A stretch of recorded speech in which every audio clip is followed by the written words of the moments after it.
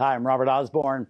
Up next in our Star of the Month salute to Humphrey Bogart, we have one of Bogey's most defining films, the movie that can honestly be said to have made Bogart a star.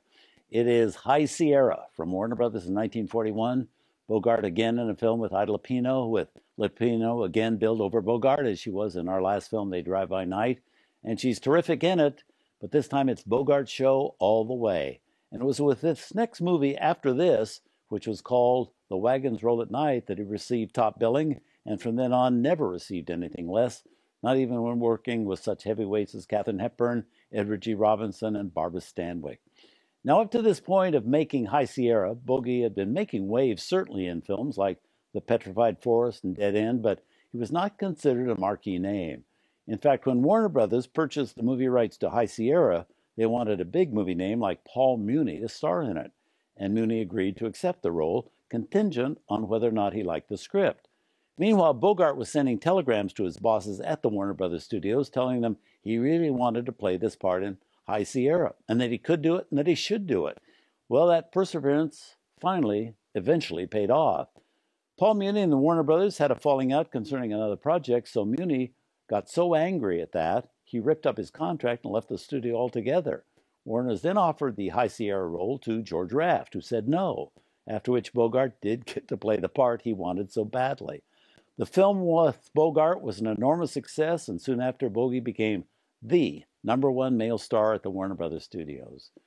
Our film was co-written by John Huston, who soon after, in that same year of 1941, made his debut as a movie director with a little film called The Maltese Falcon, also starring Bogey, which kicked both of their careers even higher up the Hollywood ladder.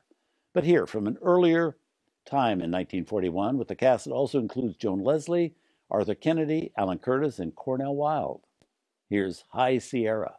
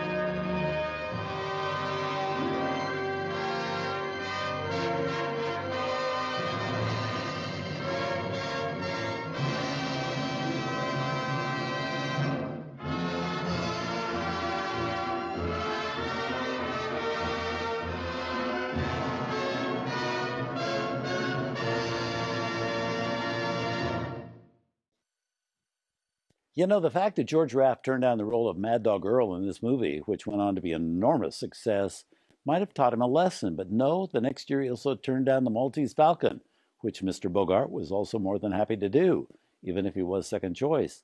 There was even some early talk of Raft being cast in Casablanca, but as we know, Bogart did that one too, and soared. Interesting about Raft's career, he's so associated with Warner Brothers Studios, but he was actually under contract there for just 5 years, and made only 5 films there, leaving in a huff, I have to say, the same year Casablanca was released, 1943. Up next, our night with Humphrey Bogart continues with a Western, one that has Bogey squaring off against Errol Flynn.